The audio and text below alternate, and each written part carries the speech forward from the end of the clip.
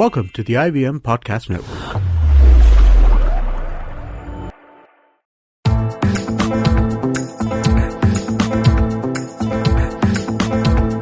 You're listening to the Paodcast, presented by the Daily Pao.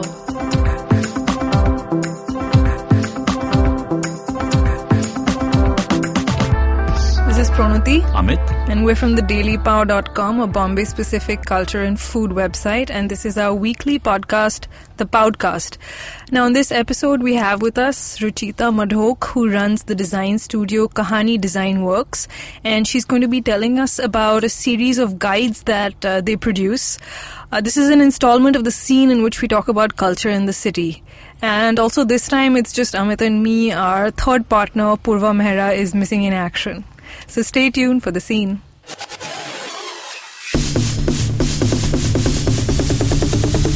The scene. So today we have with us in the studio Ruchita Madhok, who runs Kahani Designworks, a design firm that also has a section that they call StoryCity. Now, StoryCity takes out a bunch of publications such as guides and maps. And actually, the reason why we decided to call her is because they just released something called A Nature's Trail in Mumbai, right? That's what right. it's called. Yeah. And this is another map of theirs. It's like this little fold-out thing that has about over 24 green spaces in Bombay. Surprisingly, we're able to find that many. But it also includes sort of places where you can see nature in different ways. So first up, we wanted to ask you, is what inspired you to start, StoryCity as sort of like an arm of your design firm? Because your design firm, I'm guessing, has a range of sort of projects that you undertake, but this is very specific to Bombay and celebrating the city.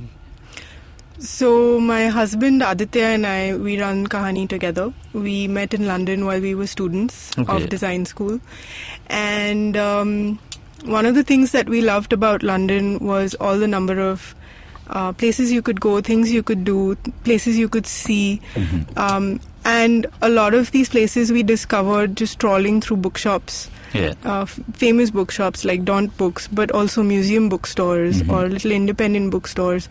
And we found that nearly every hardcore bookshop, bibliophiles like Dream Come True, had an entire shelf, if not an entire wall dedicated to books about London. Mm-hmm. And so we discovered London through books and maps and guides that we then purchased and used to discover the city in our own way. We kind of spent a lot of our allowance on it. Mm-hmm. When we came back to Bombay to start Kahani, we kind of realized that there was nothing similar for Bombay city.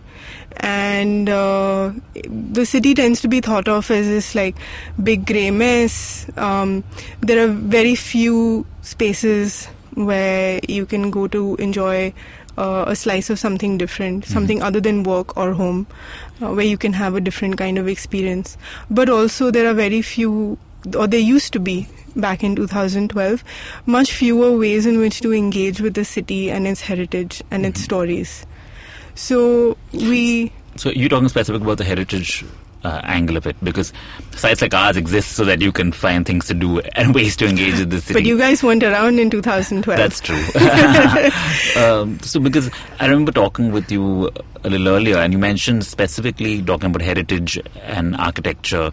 Yes. And that's sort of the prism which your sort of all your work is seen through. So, but is that also by default? Because sadly in Bombay, things that are the built landscape that's not heritage is pretty ugly. Fair enough. Yes, it tends to be. But my own sort of work as a design practitioner comes from an arts and cultural space. I studied exhibition design at an undergraduate level and then scenography. And I worked in London in a museum. And when I initially came up with the idea to start Kahani, it was to create a design firm that worked specifically with the arts and culture sector, which at that time was at a much more nascent stage in Mumbai. Yeah. So the StoryCity kind of came out of those natural inclinations that we had as a studio, as a team, but also came out of a lot of interactions with clients, with potential collaborators who, when we brought up the idea of publications, said, hey, that's really exciting. If that existed, I would buy it and I would do it. So who are some of the clients that you guys work with? I mean, for instance, you mentioned initially when you started, like it was basically you sort of the kind of people you work with are also related to what this is. So we work with galleries. Yeah. We've done work with Volt Gallery, Kemul Gallery. Okay. We've worked with the Bhavdaji Lad Museum. We work extensively with the Piramal Museum of Art. Okay. So I'm also a professional member of INTAC and the International Council of Monuments. So there are these other professional bodies, these professional interests that seep in to all kinds of work that we do. And are you guys from Bombay? I'm from Bombay. I grew up here. My husband's from Bangalore. Okay. But the idea for City by the Sea, which was your first publication, which was our first publication, which we didn't intend to be one of the first publications, actually came with a classmate of mine from the Modern and Contemporary Indian Art History program at Bhavdaji Lad Museum. I used to attend it on the weekends back in 2012. And on Saturdays, it was typical that the whole class would kind of go to different galleries, see the exhibitions, interact with artists.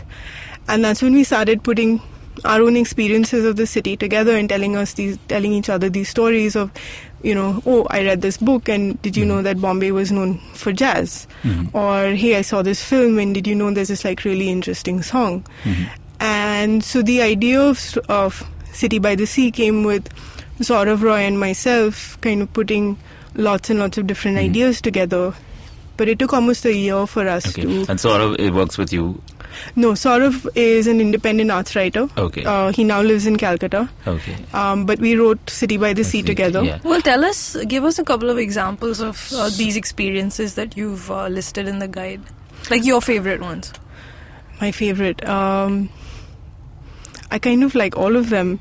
But if you had to but pick. if I had to pick...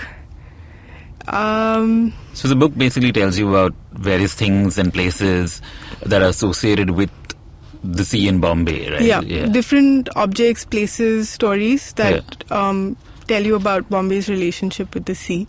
I have this weird obsession with these two large glass cabinets at the CSMVS Museum on the topmost floor. Okay. And these two glass cabinets contain hundreds and hundreds of little opium bottles, little snuff bottles. Yeah, I've seen those. Right? Right. And I find this really fascinating that these beautifully handmade objects have made their way across the sea.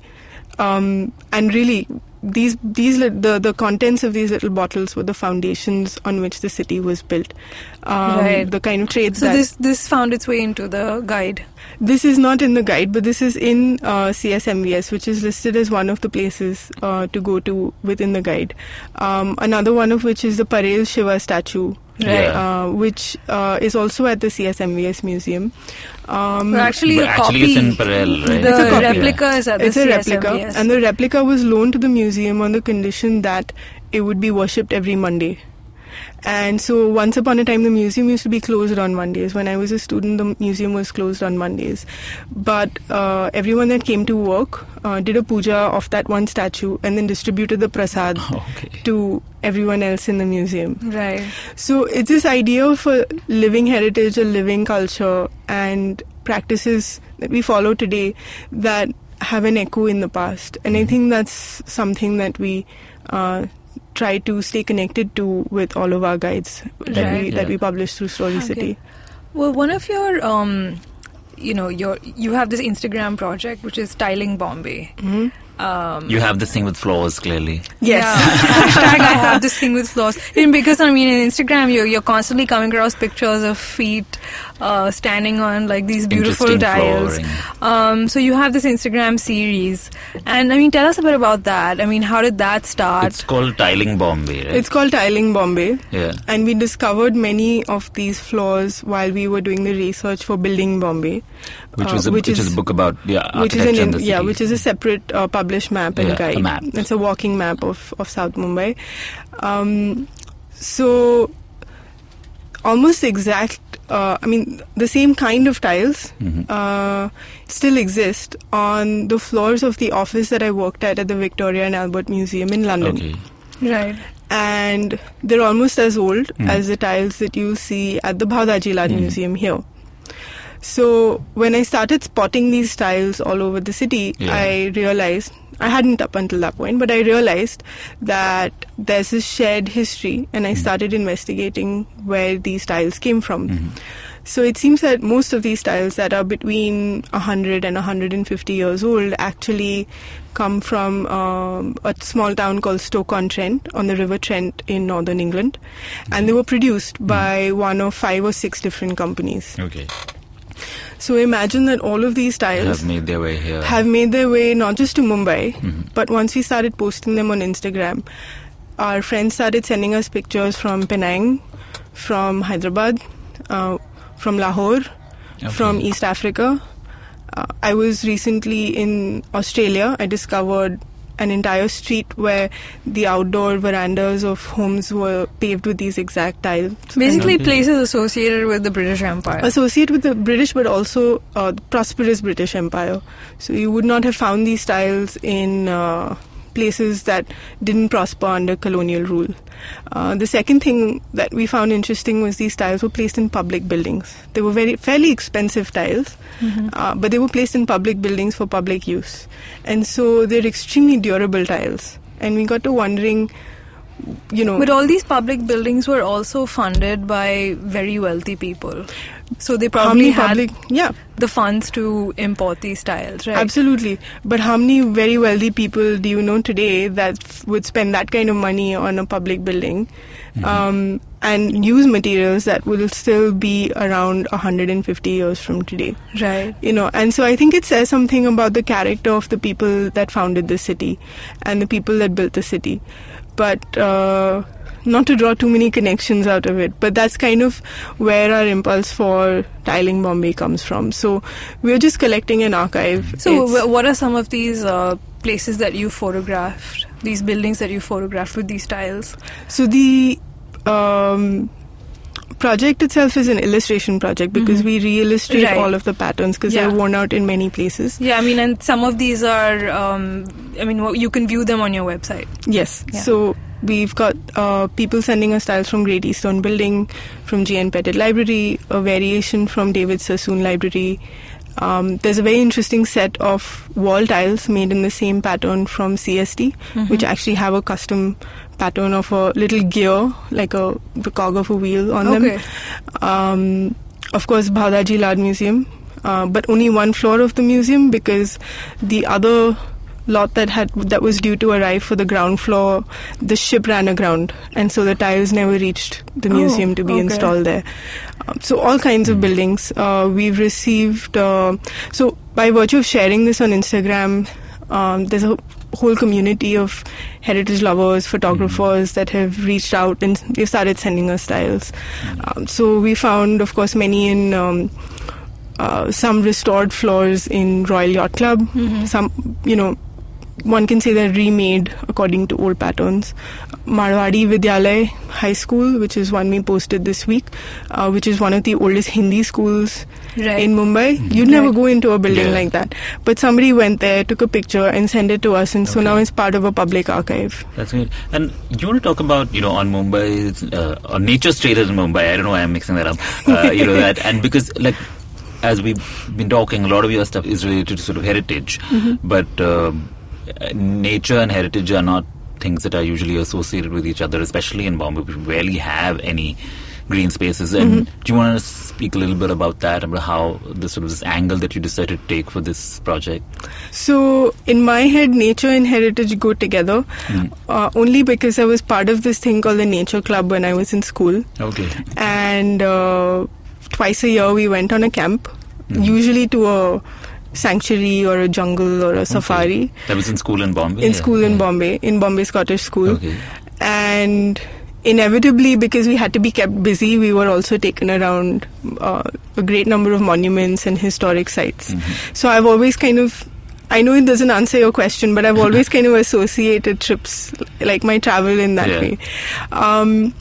The idea for the nature map just came out of our quest to look at the city differently, because we tended to focus a lot on built environment and on things that are beautifully designed. But when you look at the ancient heritage of Mumbai, it does still exist in some of these sites which are mentioned on the map. So Sanjay Gandhi National Park, for example, with Kanheri Caves and Mahakali Caves not too far away, was actually this a site of a pilgrimage rest stop for pilgrims that would either dock at Nalasopara and then cross the island to go to Kalyan. So Kanheri Caves would be a rest stop, and so then became a monastery and a pilgrimage site. And we thought that those are also stories, and that kind of brought our attention to the park itself. Of course, our green spaces in the city are constantly threatened. But if we don't know what those spaces are and we don't interact with them, there is no way for us or anybody else to really and there's feel also responsible for them. There's also a bit of built environment in this map itself, because you've also pointed out, the foliage in CST, for example, that also comes under the purview of this map. So, I mean, that's quite interesting that you chose to point this out. I mean, I think for a long time, architects, designers, creative people have been inspired by nature and have brought those motifs, that language, that sense of life and ecology into our built environment. But of late, that seems to be missing. So you wouldn't see motifs of, say, flowers or the fauna of the Western Ghats on a building anymore. And so where would you see it? Unless you went out of the city and went on a safari or a drive out, you wouldn't see it. But it doesn't have to be that way, and it wasn't always that way. And so we're just trying to bring attention back to that little gem, that idea that, we can kind of look at nature as a source of continue to look at nature as a source of inspiration. Well, what are you working on now? Anything interesting? I'm museum obsessed, as you might have realized. We're working on a map of different museums for Mumbai. We call it Museums for Mumbai. So you already have one out. Have a guide. We had a small booklet. The quick guide.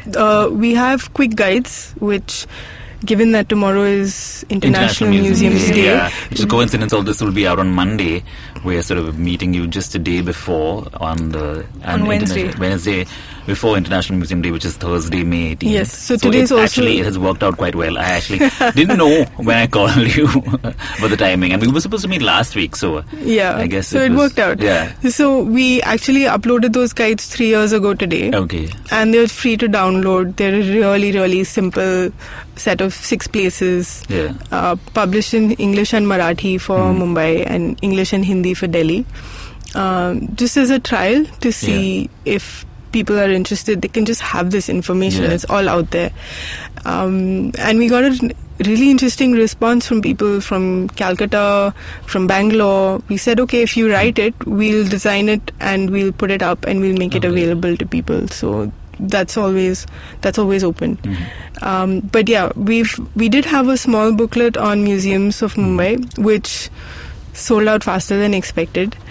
So we went back to do our research and we've put together a list of 14 different museums. In Bombay. In Bombay, which will be published by the end of this year. Great. How about we put you on the spot now and ask you things related to all these. So you've got guides and maps for the cities, architecture, its museums, its association with the sea and its green spaces. So tell us, what is your favorite building in Bombay?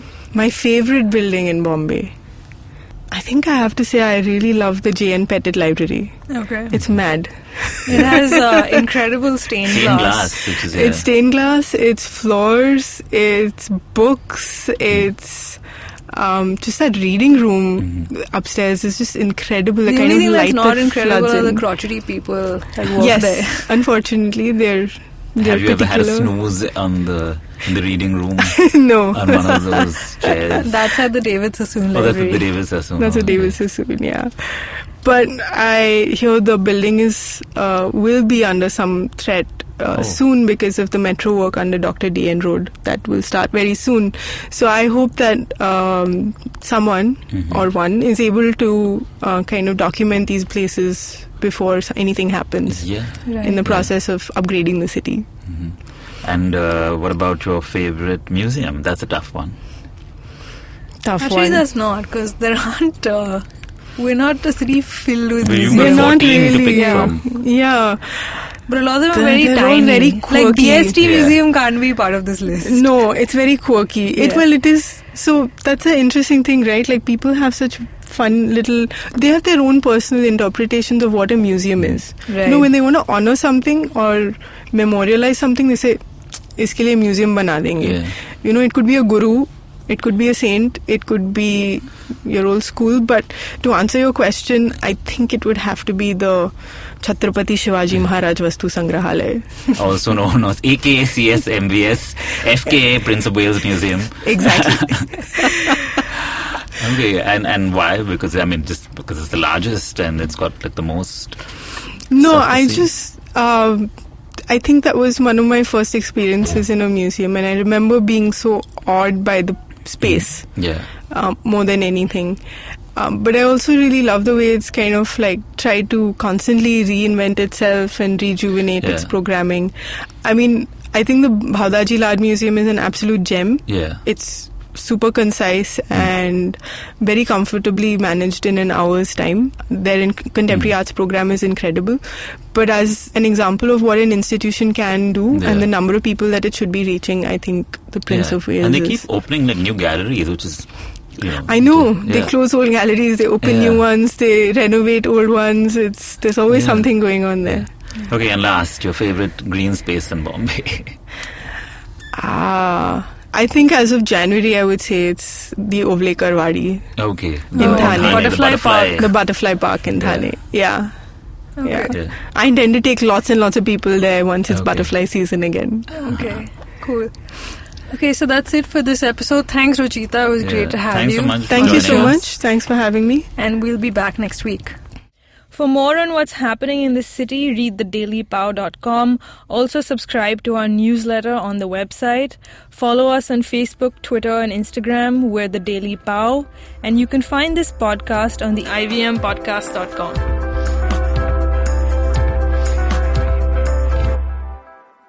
The Paodcast is an IVM production, and if you enjoy listening to our show, you should definitely check out Simplified. Hosted by Chuck, Narayan, and Shriketh, Simplified takes big complex issues and simplifies it to help you appear smarter at parties. Excuse me भैया, excuse me, बोलिए madam. Menu में क्या है? Menu में scene unseen है, podcast है, on course है, Cyrus है, made in India, rediscovery project, empowering series, sex wax है, IVM लाइक्स है, सिंप्लीफाइड है, कीपिंग इट क्वियर है, ड्रिंक्स एंड डेस्टिनेशन है, माय नेबर सकरबर्ग है और द फन गराज है। आपको क्या चाहिए? एक बार रिपीट कर देंगे क्या? रिपीट नहीं करता हम। आप जाओ ivmpodcast.com पे और सुनो ये सब, या फिर डाउनलोड करो उनका ऐप, सब आपकी उंगलियों पे।